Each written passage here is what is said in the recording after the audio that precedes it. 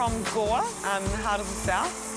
So not the biggest town, but full of sport, I guess. It's rural and sporting, and that's all I needed growing up. I remember my early years, but I just remember being way taller than my teammates. I've seen pictures of me lined up with some other kids, and they're all here, and on this big thing with rosary cheeks, a big fringe, and playing in centre so I could get every second pass, and yeah, just kind of being a bit addicted. I always wanted more than my teammates, I guess. I wanted to play more and do all these tournaments, and they thought it was a bit weird that I'd rather do that than other things, but yeah.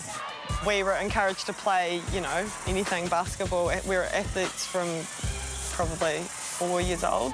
Hockey and kind of the other, like, competing girls' sports weren't really strong in my family, so netball was the strongest one. It just was a natural thing to get into it, and yeah, I never looked back. I guess I just loved it from the first time I picked up a ball. Pinched it again, Saunders does the business. Oh, Saunders read it, got it back.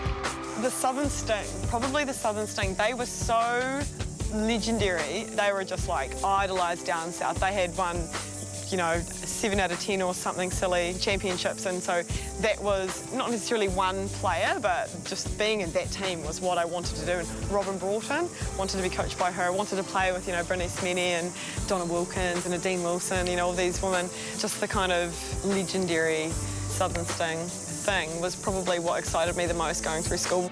Oh, talk about easy pickings.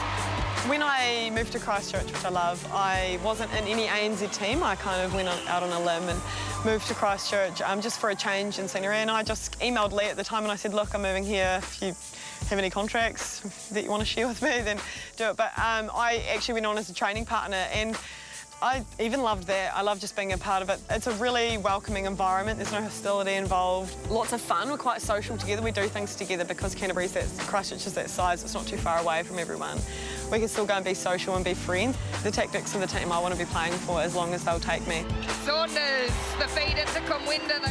Any netballer in this competition is striving towards being a silver fern, and that's what I strive for as well. But before that, I just want to play good netball for my team. I want our team to be successful. If I could ask for anything this year, it would just be for the Tactix to start making those inroads and becoming, you know, a winning team. And it's a mindset, but we've got all the physical attributes to get us there. So it's just slowly changing that mindset, and we'll get there, I reckon.